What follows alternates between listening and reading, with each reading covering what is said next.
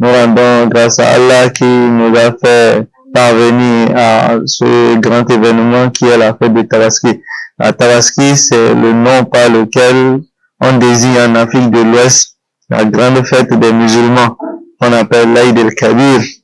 C'est une fête qui se célèbre le 10e jour du 12e mois du calendrier musulman, donc le mois de Zulhijjah, le mois dans lequel le pèlerinage s'effectue à la Mecque. Donc le 10e jour, la fête de Tabaski a lieu chaque année. Et la Tabaski, c'est une fête qui nous permet de se souvenir, de commémorer le souvenir du prophète Ibrahim alayhi salam et de son fils Ismaïl, leur obéissance, leur soumission et leur foi en leur créateur, en leur Dieu. Donc cette fête nous permet de se souvenir de cela.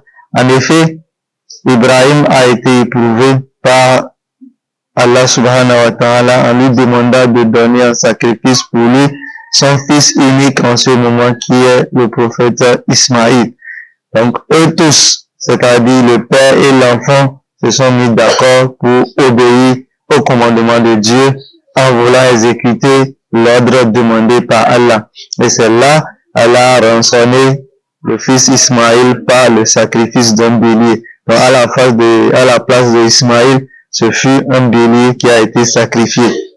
Donc c'est cette tradition que nous perpétuons en tant que communauté musulmane chaque année à la fête de Tabaski qui consiste à immoler également un bélier comme l'a fait notre père Ibrahim alayhi salam à l'époque. La fête de la Tabaski est une sunna, c'est-à-dire une tradition du prophète Muhammad sallallahu alayhi wa sallam. Ce n'est pas une obligation.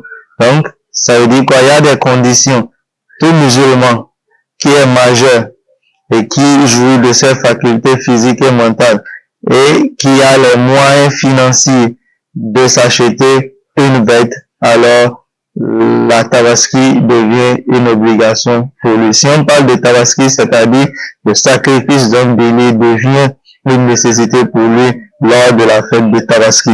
Donc ce sont les conditions-là: être musulman, être majeur, avoir les capacités financières et jouir de ses facultés mentales. Si on remplit ces conditions, alors nous pouvons immoler une bête le jour de la Tabaski. Maintenant, la condition de capacité financière peut être exécutée par une tierce personne. C'est-à-dire, je n'ai pas les moyens financiers, mais j'ai un proche, un ami, un bienfaiteur qui me donne les moyens pour s'acheter une bête. Alors, je peux sacrifier un animal en ce moment pendant la fête de la Tabaski. La Tabaski, c'est une fête qui se déroule sur 4 jours. Il y a le jour de la fête proprement dite et les 3 jours qui suivent le jour de la célébration. Donc ça fait au total 4 jours.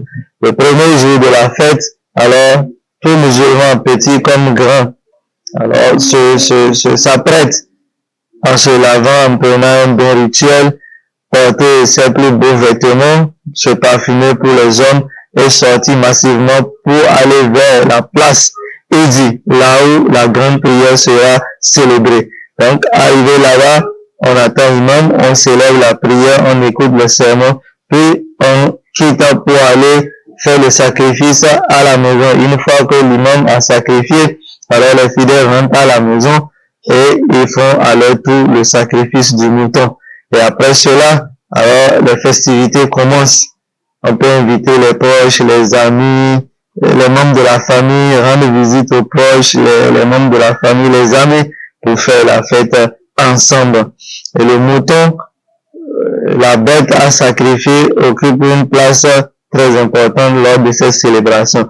Et c'est ça qui marque même le rituel principal de cette fête de la Tabaski. Vous allez entendre ailleurs des fêtes des moutons. Donc ça veut dire que le mouton occupe une place centrale. Mais c'est pas le mouton seul qu'on peut immoler. On peut immoler le mouton, on peut immoler un bœuf, on peut immoler, qu'on appelle un chameau, on peut immoler également un cabri. Donc vous voyez, les bovins, les ovins, les caprins, les camélidés, tout cela rentre en ligne de sacrifice. Si on a les moyens, on peut sacrifier cela. Et comme je l'avais dit au départ, c'est pour marquer ce souvenir de notre père Ibrahim alayhi salam, l'action qu'il a fait en sacrifiant un bélier, c'est cette action que nous perpétuons. Et les moutons, son importance ici, c'est les récompenses et les mérites qu'on peut avoir à travers son sacrifice. Vous voyez, chaque poil de la bête constitue une bonne action pour l'individu qui sacrifie ça pour son créateur. Le sang qui coule également, ça a un sens auprès d'Allah et une valeur. Avant que le sang touche le sol, alors Allah, lui, il accepte ce sacrifice et il récompense l'auteur de ce sacrifice-là. Et le jour du jugement dernier, ce bélier sera d'une grande utilité pour la personne qui l'a sacrifié pour Dieu, pour l'entrée au paradis. Donc voilà comment, en résumé, la fête se célèbre et l'importance du mouton. Et il faut préciser, celui qui n'a pas eu les moyens ou le temps de sacrifier le premier jour là, alors il peut sacrifier le deuxième jour. S'il n'a pas trouvé les moyens le deuxième jour, il peut sacrifier le troisième. S'il n'a pas trouvé le quatrième, il peut sacrifier. Donc, nous avons 4 jours pour faire le sacrifice. Et si vous avez assez de bêtes et vous ne voulez pas être acculé, on peut sacrifier une partie premier jour, une partie deuxième jour, une partie troisième, une partie quatrième jour. Donc, nous avons le choix de faire comme on le veut. Au moment d'immoler la bête, alors Dieu nous dit que lui n'a pas besoin de la viande ni le sang de la bête. Il nous dit là, il y en a Allah, ce qui l'intéresse, c'est la piété du cœur. Au moment de sacrifier, le fidèle musulman doit concentrer ses pensées sur son créateur, de la manière que cette bête est soumise à son créateur et qu'elle est docile pour être immolée. Alors nous devons purifier notre cœur et soumettre notre cœur à Dieu. Et notre prophète sallallahu alayhi wa sallam nous a dit, avant d'immoler, alors il faut faire une invocation. Bismillah, Allahu Akbar, Haza minka walaka, fatakabbal minni. Alors, tu dis, au nom de Dieu, Dieu il est grand, ô Seigneur, ceci, ça vient de toi, et c'est à toi que je sacrifie ça. Accepte cela de ma part. Donc voilà ce qu'il faut dire au moment d'immoler la bête. Lors de la célébration de cette fête, l'homme, il est le père de la famille, il est le premier responsable de la maison.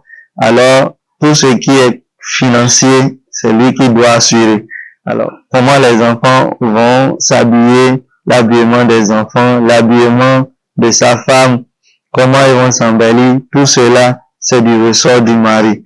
La bête à sacrifier, c'est le mari qui fait les dépenses pour avoir une bête à sacrifier à la maison. Le sacrifice aussi, c'est l'homme qui exécute cela. Donc voilà le rôle de l'homme dans le cadre de cette fête-là. Également, travailler le mouton, c'est-à-dire disséquer et couper les viandes pour distribuer. Alors tout cela, c'est du ressort de l'homme. Bon, la femme, quant à elle, ce jour-là, son rôle est d'apprêter les enfants pour aller à Idi. Tout ce qu'il faut pour leur habillement, pour qu'ils soient prêts et beaux pour ça. C'est la femme. Arranger la maison pour accueillir les invités et être prêt aussi à prendre soin des invités. Après ça, bon, il y a le travail de la viande. Bon, comme on le dit, le mari aussi a dit sa femme à faire le travail de la viande, préparer et fruits et comment conserver aussi cette viande. Ça, c'est le rôle aussi de la femme. Le partage est déjà défini par la religion. Parce que notre prophète sallallahu alayhi wa sallam dit, le mouton doit être divisé en 3 parties. La viande doit être divisée en 3 parties. Il y a une partie qui va pour les voisins, les proches avec qui vous êtes dans la même maison, le même quartier. Il y en a une partie qui est en aumône aux proches parents, aux familles, aux autres musulmans. Et le tiers maintenant, c'est ça qui reste à la maison. Donc, le tiers de la viande, c'est pour la maison et les 2 tiers s'en vont dehors pour être distribués parmi les voisins, les proches et tous ceux qui ont besoin de cela. Alors, la célébration de cette fête, c'est une adoration. C'est une adoration pour le musulman. Et la satisfaction que nous avons après avoir adoré notre Créateur, c'est un plaisir de liberté, de joie. Parce que si notre sacrifice est accepté, alors nos péchés seront pardonnés et notre Créateur nous a agréé. On est satisfait de cet agrément et de cette acceptation de notre prière. Donc nous avons la joie d'avoir accompli une obligation religieuse, une obligation divine et de savoir d'être soumis à notre Créateur comme l'a été notre Père, le prophète Ibrahim alayhi salam. Donc nous sommes fiers, nous sommes contents et nous sommes heureux d'avoir accompli ce devoir religieux et d'avoir permis à certaines personnes de goûter à la joie aussi à travers le don de la viande qu'on fait ou que on ressent après d'avoir célébré la Tabaski. En cette période de fête, de prière et d'obéissance au Créateur, nous demandons la paix pour tout un chacun de nous, pour tous les Béninois et dans le monde entier. Que Dieu nous accorde la paix, que Dieu nous accorde la paix intérieure, que Dieu accorde la paix à chaque maison et dans chaque couple. Nous prions Dieu d'exaucer nos vœux, les prières qu'on lui a adressées, qu'il nous accepte cela et nous lui demandons de nous accorder une longévité avec de la prospérité et une subsistance pour tout un chacun de nous afin de pouvoir satisfaire nos besoins fondamentaux. Et nous souhaitons une bonne célébration de la fête de la Tabaski à toute la communauté musulmane du Bénin et du monde entier. Et je vous remercie. Que Dieu vous bénisse et bonne fête à tout un chacun de nous.